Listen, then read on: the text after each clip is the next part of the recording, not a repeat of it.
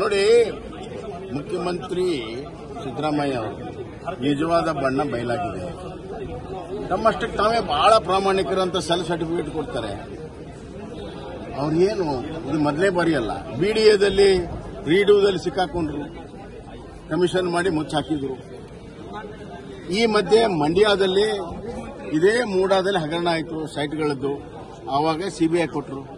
ಇದೇ ಮುಖ್ಯಮಂತ್ರಿ ಸಿದ್ದರಾಮಯ್ಯ ಸಿಬಿಐ ಕೊಟ್ಟರು. ಈಗ ಮೈಸೂರಲ್ಲಿ ಆಗ್ತಾ ಇದೆ. ಯಾಕೆ ಕೊಡಬಾರ್ದು? ಮಂಡ್ಯ ಮೂಡ ಆದ್ರೆ ಸಿಬಿಐ ಕೊಡ್ತೀರಾ, ಮೈಸೂರು ಮೂಡ ಆದ್ರೆ ನ್ಯಾಯಾಂಗ ತನಿಖೆ ಕೊಡ್ತೇವೆ. ನಿಮಗೆ ಪ್ರಾಮಾಣಿಕತೆ ಇದ್ರೆ, ನೀವು ಪ್ರಾಮಾಣಿಕರಿದ್ರೆ ಇದನ್ನು ಸಿಬಿಐ ಕೊಡಿ, ರಾಜೀನಾಮೆ ಕೊಡಿ. ಎಲ್ಲಿವರೆಗೂ ತನಿಖೆ ಆಗಲ್ಲ ಅಲ್ಲಿವರೆಗೂ ರಾಜೀನಾಮೆ ಕೊಡಿ, ಸಿಬಿಐ ಕೊಡಿ.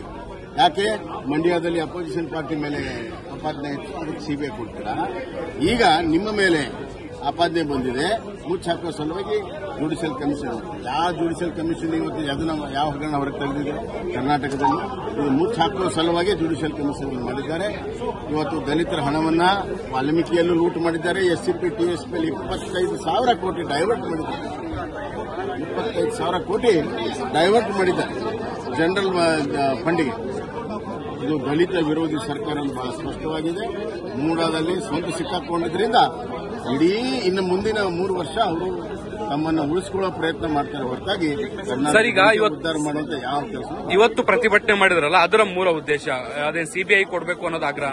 ಕೊಡಬೇಕು, ರಾಜೀನಾಮೆ ಕೇವಲ ಸಂಸತ್ ಹೊರಗಡೆ ಮಾತ್ರ ತಾವು ಪ್ರತಿಭಟನೆ ನಡೆಸಿದ್ರಿ. ಸಂಸತ್ನ ಒಳಗಡೆ ಮೊನ್ನೆ ವಿಶ್ವೇಶ್ವರ ಹೆಗಡೆ ಅವರು ಪ್ರಸ್ತಾಪ ಮಾಡಿದ್ರು. ಈ ಮುಂದಿನ ವಾರ ಅದಕ್ಕೆ ವಿಸ್ತೃತವಾದ ಚರ್ಚೆಗೆ ಮತ್ತೆ ನಾವು ಕೇಳ್ತೇವೆ. Okay sir.